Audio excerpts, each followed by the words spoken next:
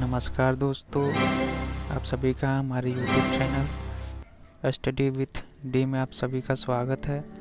आज हम संविधान के लगभग 150 से ऊपर क्वेश्चन को हल कराएंगे, जो परीक्षा की दृष्टि से बहुत ही महत्वपूर्ण है और इसमें से बहुत ज़्यादा क्वेश्चन आपकी परीक्षा में भी आ सकते हैं। तो आइए हम देख लेते हैं। पहला क्वेश्चन है, वर्ग 1 और वर्ग 2 का उचित मिलान कीजिए। वर्ग ए में दिया है प्रभुत्व संपन्न। इसको जूम आउट कर देते हैं ताकि आप सभी को क्वेश्चन अच्छी तरह से दिखे।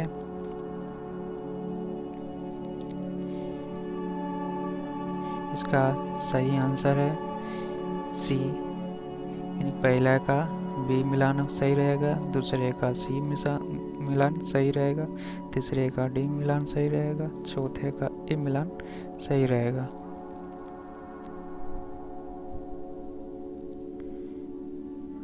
आइए हम आगे का क्वेश्चन देखते हैं। निम्नलिखित में से किसको संविधान की आत्मा के रूप में माना गया है? इसका सही आंसर होगा प्रस्तावना।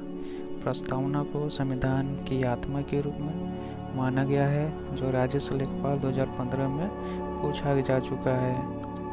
जो आगे क्वेश्चन देखेंगे। भारतीय अंतर्राष्ट्रीय और सुरक्षा को बढ़ावा देने से संबंधित प्रावधान भारतीय संविधान के निम्नलिखित में से किस एक भाग के रूप में उल्लिखित है? ऑप्शन नंबर बी भारत के नीति निर्देशक सिद्धांत से संबंधित है। अगला क्वेश्चन देख लेंगे। प्लीज़ आप सभी को ये वीडियो पसंद आए तो हमारे चैनल को लाइक और सब्सक्राइब और शेयर जरूर कर दीजिएगा। अगला क्वेश्चन देखते हैं। भारत के संविधान का निम्नलिखित में से कौन सा अनुच्छेद ग्राम पंचायतों से संबंधित है? ऑप्शन नंबर इसका ये सही रहेगा, अनुच्छेद 40। अनुच्छेद 40 ग्राम सभा से, अनुच्छेद 40 ग्राम पंचायतों से संबंधित है। अगला क्वेश्चन देखेंगे। निम्नलिखित में से कौन सा एक राज्य का नीति निर्देशक सिद्धांत संविधान के बाद में जोड़ा गया है? इसमें है ऑप्शन नंबर सी मुक्त कानूनी सलाह। RVRM 2014 में पूछ चुका गया है। अगला क्वेश्चन है, समान कार्य के लिए समान वेतन भारत के संविधान में सुनिश्चित किया गया है। ऑप्शन नंबर बी राज्य के नीति निर्देशक सिद्धांतों का अंग है। अगला प्रश्न देख लेंगे। भारत के संविधान में कल्याणकारी राज्य का आदेश किसमें प्रतिस्थापित है? 7वीं अनुसूची में प्रतिस्थापित है। अगला क्वेश्चन देखेंगे। निम्नलिखित में से किसने पहले 1935 में संविधान सभा का सुझाव प्रस्तावित किया? MA राय ने किया था। अगला प्रश्न देखेंगे। विधानसभा की अल्पसंख्यकों की उपसमिति के अध्यक्ष का नाम बताएं? HC मुखर्जी। अगला क्वेश्चन देखेंगे। भारत का संविधान सभा द्वारा किसको अपनाया था, किस दिन को अपनाया गया था? आगे एक पेज पे चलेंगे। भारत का संविधान यह अपनाया गया था 26 नवंबर 1949 को। अगला प्रश्न देखेंगे। भारतीय संविधान सभा में कुल कितनी महिला सदस्य थी? ऑप्शन नंबर सी 15 सदस्य थी। अगला क्वेश्चन देखेंगे। संविधान सभा के पहले अध्यक्ष कौन थे? डॉक्टर सच्चिदानंद सिन्हा। अगला क्वेश्चन है, ड्राफ्टिंग कमेटी का चेयरमैन कौन है? Doctor BR Ambedkar.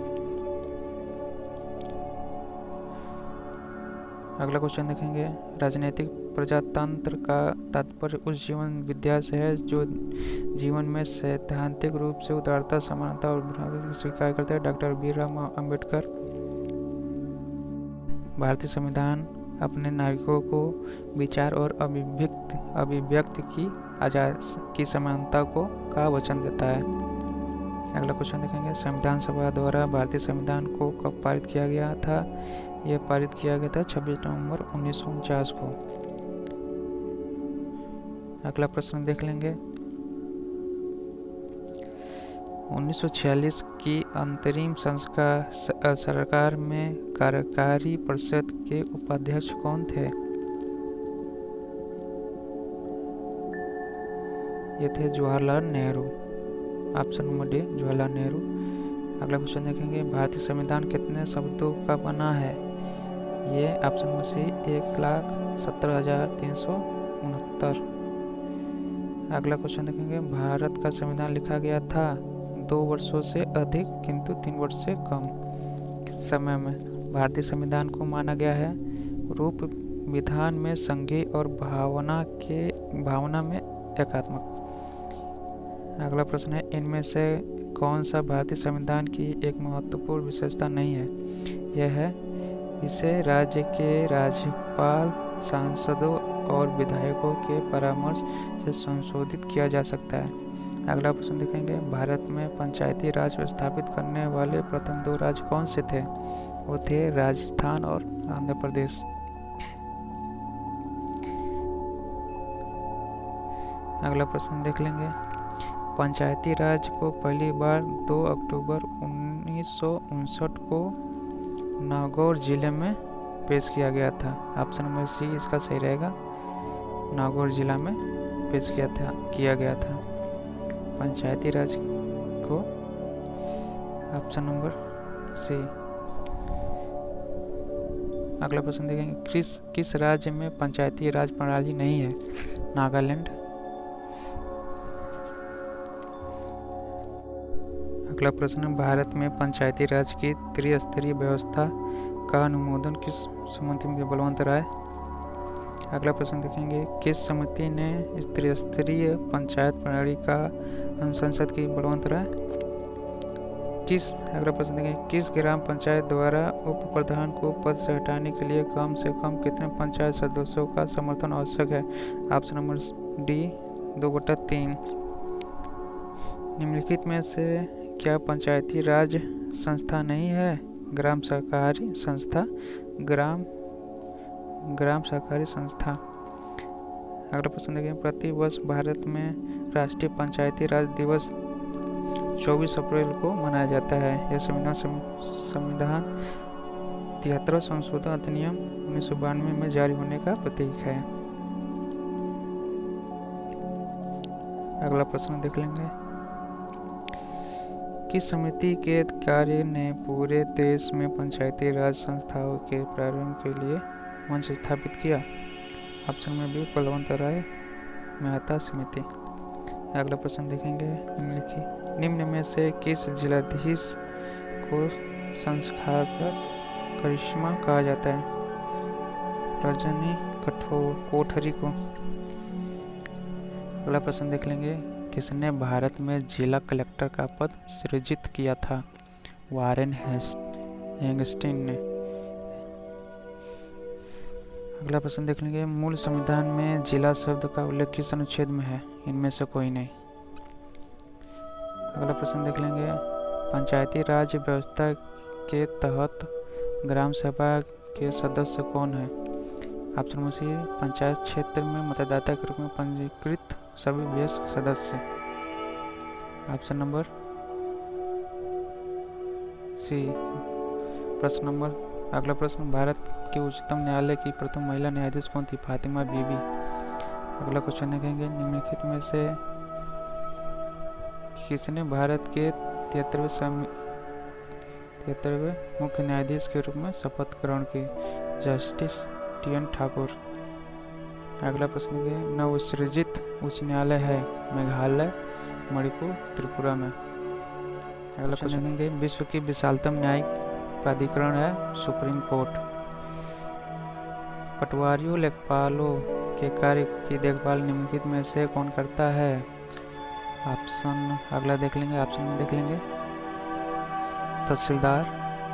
Option number सी सही रहेगा। अगला प्रश्न, भू अभिलेख रिकॉर्ड के रखरखाव के लिए कौन जिम्मेदार होता है? पटवारी।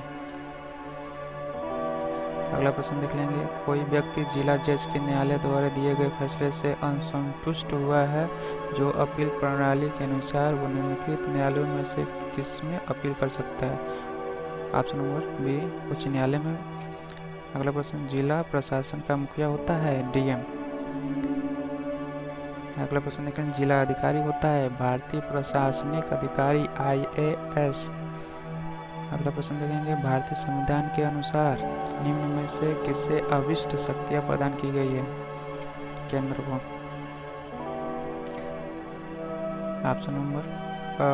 प्रश्न नंबर, भारत में अमेरिका की राजनीतिक व्यवस्थाओं के बीच निम्नलिखित में से कौन सी व्यवस्था समान है। केवल 3, यानी राष्ट्रपति के पास पॉकेट वीटो शक्ति है। अगला प्रश्न, भारतीय संविधान के अनुच्छेद 243 ब के अधीन गठित ग्रामीण क्षेत्रों के लिए स्व सरकार की संस्था कौन सी है। पंचायत। अगला प्रश्न, ग्राम पंचायत तंत्र के 3 स्तर होते हैं। ब्लॉक स्तर पर पंचायती समिति होता है। अगला प्रश्न देख लेंगे, भारतीय संविधान में पंचायती राज प्रणाली को वर्ष 1992 में 73वें संशोधन में औपचारिक रूप दिया गया। Option number D. अगला क्वेश्चन देखेंगे, 27 अगस्त 2009 को भारत सरकार के केंद्रीय मंत्रिमंडल ने पंचायती राज संस्थाओं पीआरआई में महिलाओं के लिए 50% आरक्षण को मंजूरी दे दी। अगला प्रश्न है, इनमें से कौन सा भारत में पंचायती राज की 3 स्तरीय प्रणाली में एक स्तर नहीं है। नगर परिषद। अगला प्रश्न, वर्ष 2018 में पंचायती राज की कौन सी सालगिरह मनाई गई है। 25वीं सालगिरह 2018 में पंचायती राज का मनाया गया। अगला प्रश्न देखेंगे, भारत में महिलाओं के लिए आरक्षण उपलब्ध है। पंचायती राज निकायों में आरक्षण उपलब्ध है। अगला प्रश्न, जिलाधिकारी जिले का शासन चलाता है। ऑप्शन नंबर डी, जिले के समस्त अधिकारियों की सहायता से। जिला प्रशासन के कार्यों में शामिल है जिले में शांति और व्यवस्था बनाए रखना, भूमि व्यवस्था जैसे भूमि माप, खसरा खतौनी का रख रखाव व लगान की वसूली करना, नागरिक सुविधा व सभी को विकास के समान अवसर उपलब्ध कराना। ऑप्शन नंबर डी यानी पूरा सही है। अगला क्वेश्चन, जिले में प्राथमिक शिक्षा की व्यवस्था करते हैं जिला बेसिक अधिकारी। अगला प्रश्न है, जिले में परिवार कल्याण के कार्य करता है मुख्य चिकित्सा अधिकारी। अगला प्रश्न, जिले में माध्यमिक विद्यालय की व्यवस्था देखता है। इसमें से हम ऑप्शन बताएंगे, कोट कर देंगे, ये ऑप्शन देखना पड़ेगा। अगला प्रश्न, जिला न्यायालय का प्रमुख होता है जिला न्यायाधीश। भारत में। अगला प्रश्न, भारत में जिला प्रशासन की व्यवस्था में कलेक्टर का पद किस वर्ष सृजित किया गया था। 1772 में। अगला प्रश्न, जिला स्तर पर राज्य सरकार की आँख, कान और भावों का कार्य करता है जिलाधिकारी। अगला प्रश्न, क्या संविधान के अंतर्गत भारतीय संघ के राज्य विदेशी ऋण सिले लेने की शक्ति रखते हैं। विदेशी ऋण से लेने की शक्ति रखते हैं। नहीं। ऑप्शन नंबर बी, नहीं ले सकते हैं ऋण।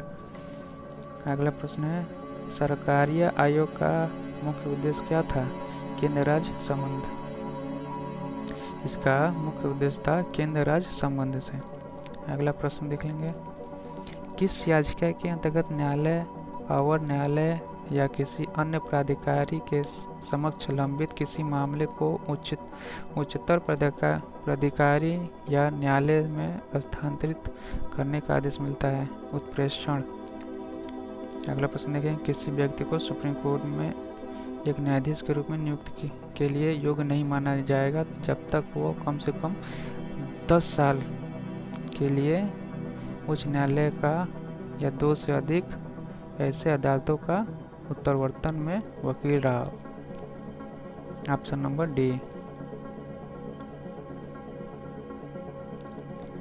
ऑप्शन नंबर डी सही है। अगला प्रश्न देखेंगे, सर्वोच्च न्यायालय के न्यायाधीश पद पर नियुक्ति के पात्र बनने के लिए किसी जज को उच्च न्यायालय के न्यायाधीश के रूप में कितने वर्ष की सेवा आवश्यक होती है। 5 वर्ष की सेवा आवश्यक होती है। राजमन्नार समिति का सुझाव था कि कथन ए, वित्त आयोग अस्थायी रूप से स्थापित हो, कारण भी राज्यों को वित्तीय स्वास्थ्य मिल सके। ऑप्शन नंबर सी इसका सही हो जाएगा, ए और बी दोनों सही रहेगा। अगला प्रश्न, भारत में केंद्र राज्य संबंध निर्भर करते हैं। इसका सभी चारों राज्य निर्भर करते हैं। सभी चारों ऑप्शन सही है। बातचीत के लिए यंत्र विन्यास पर सभी ऑप्शन इसके सही हैं। अगला प्रश्न है, संघ और राज्यों के मध्य विधायी शक्ति के बंटवारे संबंधित संशोधन विधेयक पारित होता है। इसका आगे दिया है ऑप्शन, ये ऑप्शन सही नहीं है।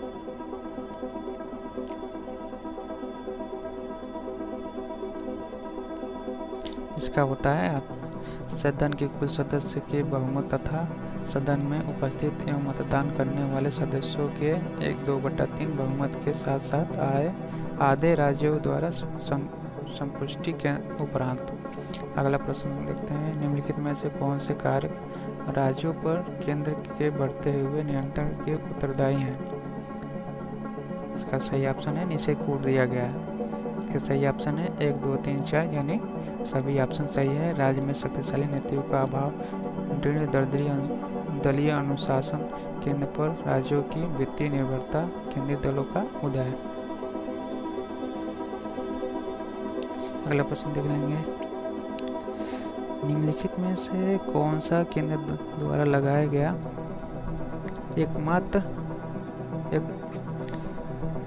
एकत्र किया जाता है किंतु राज्यों और केंद्र के बीच वितरित होता है। इसका ऑप्शन नंबर डी सही रहेगा। प्रश्न है, निम्नलिखित में से कौन सा केंद्र द्वारा लगाया गया एकत्र कृषि आय को छोड़कर अन्य सभी पर कर लगाया जाता है। अगला प्रश्न है, संविधान के द्वारा केंद्र और राज्य के बीच राजस्व का बंटवारा किया गया है अधिकतर भारत सरकार के 1935 अधिनियम के अनुसार। ऑप्शन नंबर सी इसका सही रहेगा, सही है। अगला प्रश्न देख लेंगे, भारतीय संविधान का कौन सा भाग और अध्याय संघ और राज्यों के बीच विधायी संबंध के बारे में है। ऑप्शन नंबर ए भाग 11 और अध्याय 1 में इसका संबंध के बारे में उल्लेख किया गया है। अगला प्रश्न देखेंगे, निम्नलिखित में से कौन भारत के संघ राज्य संबंध से संबंधित नहीं है। Option number C Indrajit Gupta समेत। अगला प्रश्न देख लेंगे, सरकारीय आयोग गठित हुआ था समीक्षा करने के लिए। इसका ऑप्शन आ गया है।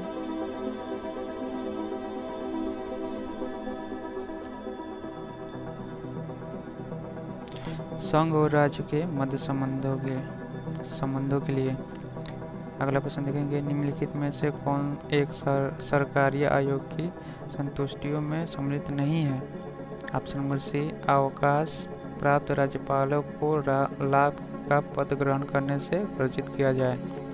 अगला प्रश्न देखेंगे, संघीय क्षेत्र को प्रतिनिधित्व प्राप्त है। अगला आंसर है इसका संसद के दोनों सदनों में। अगला प्रश्न, संघीय व्यवस्था में किस संस्था को संविधान का संतुलन चक्र माना गया है। न्यायपालिका को। निम्नलिखित में से कौन एक अचयनात्मक प्रशासन प्रणाली का आधारभूत है। एकल कार्यपालिका। इसका सही ऑप्शन है एकल कार्यपालिका। अगला प्रश्न देखेंगे, निम्नलिखित में से किस संघात्मक राज्य इकाइयों को संवैधानिक संशोधन की या को प्रारंभ की कोई शक्ति नहीं दी गई भारत को। अगला प्रश्न है, भारतीय संविधान अर्ध संघात्मक है, किसने कहा था। केसी बेयर। अगला प्रश्न, भारतीय संविधान निर्माताओं द्वारा संघीय ढांचा अपनाने का एक कारण यह था इसे देश में जाति धर्म भाषा की भिन्नता के कारण स्वीकारा गया। ऑप्शन नंबर सी सही है। अगला प्रश्न देखेंगे, भारत एक गणतंत्र है, अंतर्निहित है, राज्य का अध्यक्ष निर्वाचित होता है। अगला प्रश्न है, एक संघीय राज्य व्यवस्था में सम्मिलित है। इसमें कोड दिया है ऑप्शन नंबर ए सही होगा। 1, 2, 3 और 4 यानी सभी कोड सही हैं। संघ और राज्य के बीच संबंध, राज्यों के मध्य संबंध, समन्वय के लिए संबंध। अगला प्रश्न देखेंगे, संघात्मक व्यवस्था में केंद्र और राज्य के मध्य शक्तियों का विभाजन किसके द्वारा होता है? संविधान द्वारा। अगला प्रश्न, संसद में गुजरात राज्य की कितनी सीटें आवंटित है? इसमें अगला आगे कोट कर देंगे, अभी देखना पड़ेगा इसको। अगला प्रश्न है, भारतीय संसद के मंत्रिमंडल के विरुद्ध अविश्वास प्रस्ताव पेश करने के लिए न्यूनतम 90 सांसदों के समर्थन की आवश्यकता है। Option number D 90। अगला प्रश्न है, किसको उत्तर प्रदेश के हिमालयी पहाड़ी क्षेत्र में उत्तराखंड नामक एक नया राज्य अस्तित्व में आया 9 नवंबर 2000 में। अगला प्रश्न, भारत के आधार पर वर्षों का पुनर्गठन किया गया 1956 में। अगला प्रश्न है, त्रिपुरा को कब भारत के एक पूर्ण राज्य घोषित किया गया था? यह तो 1972 में। अगला प्रश्न है, भारतीय और अमेरिकी संघवाद में जिस एक बिंदु पर समानता पाई जाती है वह है केंद्र और राज्यों के बीच विवाद में सर्वोच्च न्यायालय विवाद निपटाता है। अगला प्रश्न है, भारत में निम्न में से कौन सी रिपोर्ट का प्रस्ताव राज्य द्वारा होती है? अगला इसका सही कोट है 1, 2, 3 यानी तीनों ऑप्शन 1 से 3 तक ऑप्शन सही है। अगला प्रश्न, निम्नलिखित में से किन समितियों या आयोग ने केंद्र राज्य संबंध के विषय संतुष्टियां प्रस्तुत की? इसमें कोट दिया है 1 और 3 यानी रजमानार समिति और तारकुंडे समिति, इसका सही ऑप्शन है। अगला प्रश्न, निम्नलिखित में से कौन सा सही है? अध्यात्मक भारत प्रणाली की विशेषता है। ऊपर वर्णित सभी सही है। कार्यकारिणी का प्रमुख राष्ट्रपति होता है। राष्ट्रपति अपने मंत्रिपरिषद का चयन स्वयं करता है। राष्ट्रपति व्यवस्थापिका को भंग नहीं कर सकता है। अगला प्रश्न देखेंगे, भारत की संघीय व्यवस्था किससे ली गई है? कनाडा से।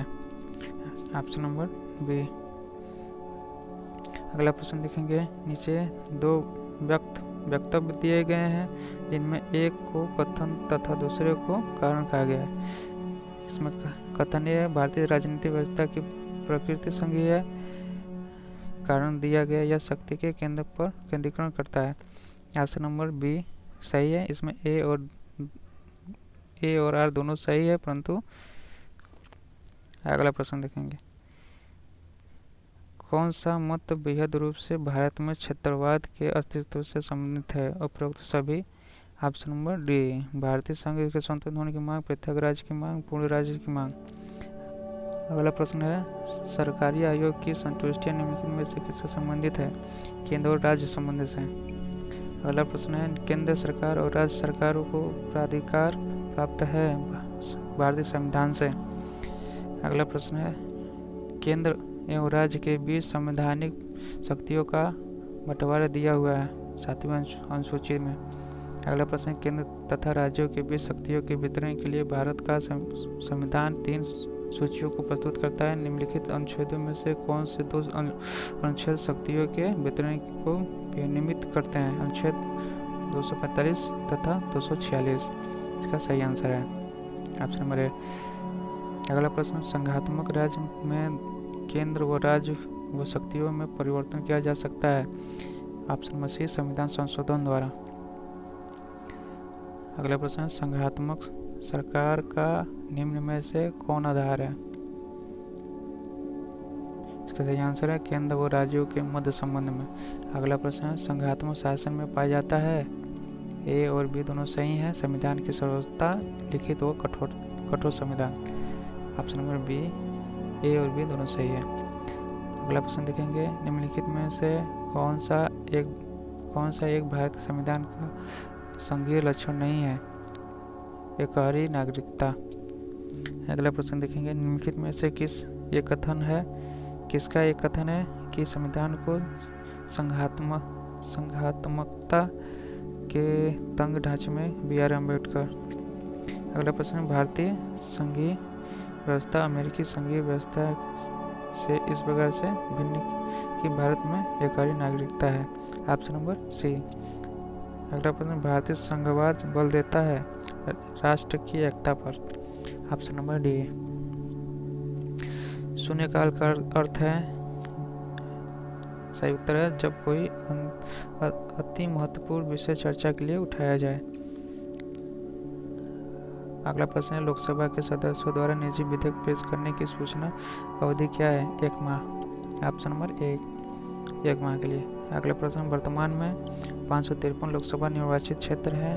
इस संख्या में 1971 से कोई परिवर्तन नहीं हुआ। Option number 1 541। वर्तमान में कितने लोकसभा निर्वाचित क्षेत्र हैं? 543।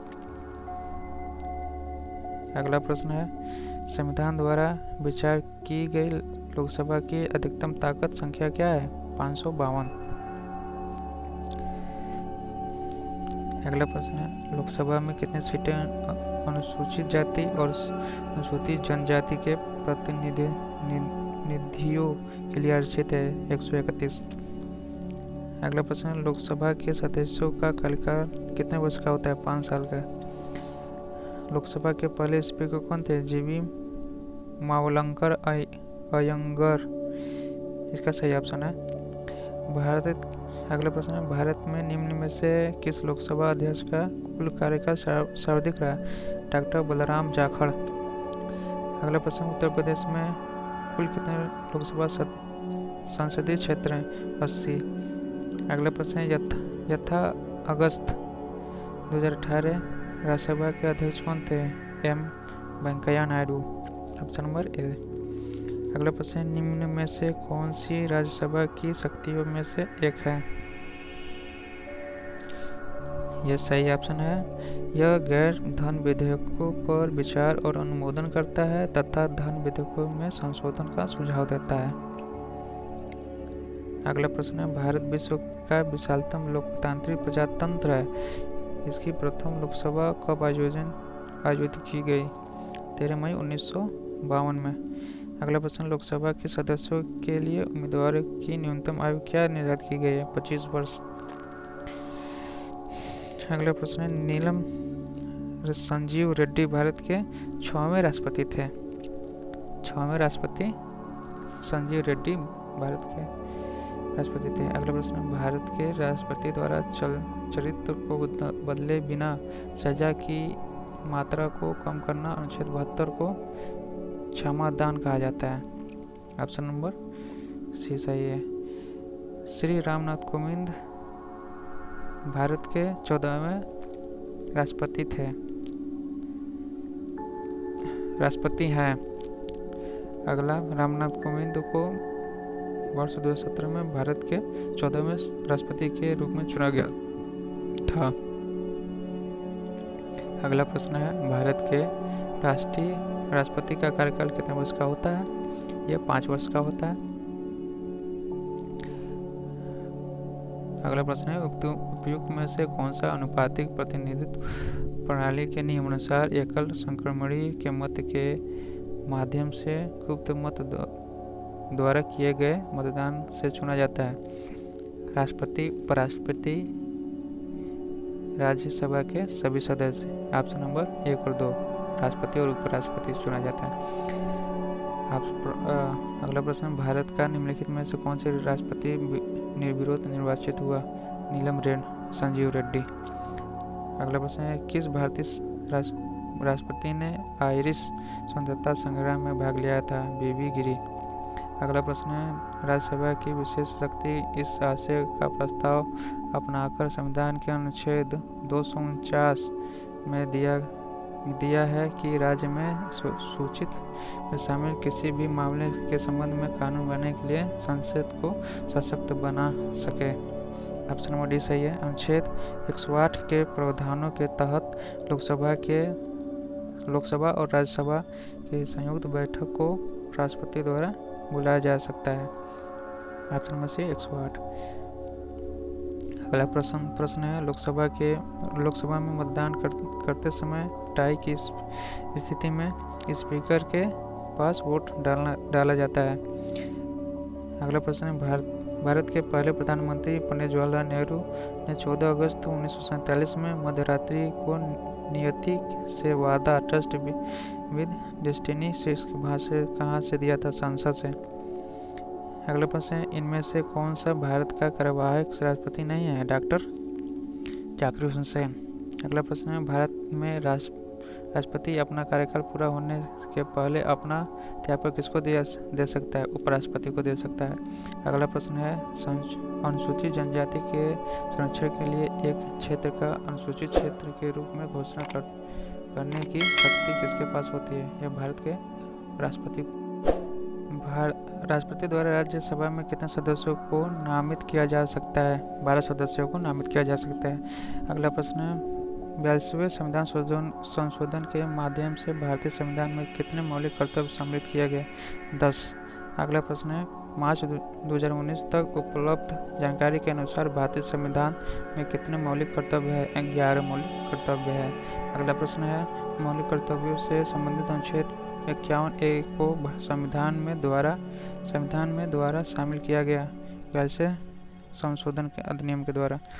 अगला प्रश्न, भारतीय संविधान में कितने मूल कर्तव्य दिए गए हैं? 11। अगला प्रश्न है, निम्नलिखित में से कौन सी समिति ने मूल कर्तव्यों को संविधान में सम्मिलित करने का सुझाव दिया? स्वर्ण सिंह समिति। अगला प्रश्न है, निम्न में से किस एक की संतुष्टि के आधार पर मूल कर्तव्यों से संबंधित प्रावधानों को भारत के संविधान में जोड़ा गया था? स्वर्ण सिंह समिति की। अगला प्रश्न है, भारतीय संविधान के अंतर्गत निम्नलिखित में से कौन एक मौलिक कर्तव्य नहीं है? लोक चुनाव में वोट डालना। अगला प्रश्न है, निम्नलिखित में से कौन सा एक राज्य का नीति निर्देशक तत्व नहीं है? 14 वर्ष की आयु तक के बच्चों को निःशुल्क शिक्षा देना। अगला प्रश्न है, भारतीय संविधान का नियमों में से कौन सा अनुच्छेद मानव क्रय विक्रय तथा जबरदस्ती मजदूरी करने पर प्रतिबंध लगाता है? ऑप्शन नंबर ए 23वां संविधान संशोधन में। अगला प्रश्न है, भारतीय संविधान का निम्नलिखित में से कौन सा अनुच्छेद विविध समता यानी कानून के सामने समानता से संबंधित है? संविधान अनुच्छेद 14 के अनुसार। अगला प्रश्न है, कौन सा मौलिक अधिकार अल्पसंख्यकों के हितों के संरक्षण की बात करता है? ऑप्शन नंबर डी सांस्कृतिक और शैक्षिक अधिकार। अगला प्रश्न है, निम्नलिखित में से कौन सा उदाहरण संविधान स्वीकृति मूलभूत अधिकार का उदाहरण नहीं है? ऑप्शन नंबर सी माँ बाप की संपत्ति के उत्तराधिकारी उनके बच्चे होते हैं। अगला प्रश्न है, मौलिक अधिकारों को लागू करने के लिए संविधान ने किस विशेषण उत्तरदायित्व को सौंपा है? ऑप्शन नंबर उच्च न्यायालय द्वारा। अगला प्रश्न है, निम्नलिखित में से कौन सा सांसद का कार्य नहीं है? ऑप्शन नंबर डी संसद के पास कोई न्यायिक कार्य नहीं है। राष्ट्रपति, उपराष्ट्रपति और सुप्रीम कोर्ट और उच्च न्यायालयों के न्यायाधीशों को हटाने के लिए मंत्रियों की परिषद जिम्मेदार है। अगला प्रश्न है, लोकसभा या विधानसभा चुनाव में खड़े होने के लिए उम्मीदवार की आयु कम से कम 25 वर्ष की होनी। अगला प्रश्न है, लोकसभा चुनाव के लिए उम्मीदवार बनने की न्यूनतम आयु सीमा कितनी है? 25 वर्ष। अगला प्रश्न देखेंगे, लोकसभा में शून्यकाल की अवधि अधिक से अधिक कितनी हो सकती है? 1 घंटा। ऑप्शन नंबर बी 1 घंटा। भारत के राष्ट्रपति अपना त्यागपत्र किसको संबोधित करते हैं? उपराष्ट्रपति को। अगला प्रश्न है, भारत का कौन राष्ट्रपति निर्विरोध निर्वाचन किया गया था?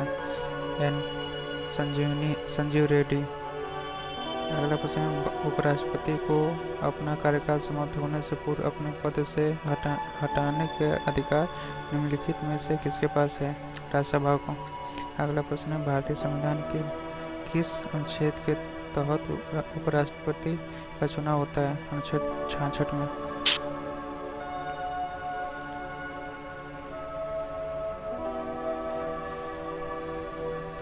अगला प्रश्न है, राज्यसभा में मनोनीत सदस्यों की संख्या 12।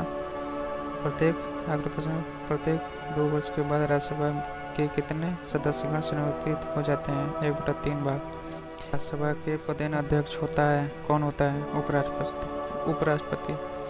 अगला प्रश्न, राज्यसभा सदस्यता के लिए न्यूनतम आयु कितनी है? 30 वर्ष। अगला प्रश्न, राज्यसभा का सदस्य बनने के लिए आवश्यक न्यूनतम आयु कितनी है?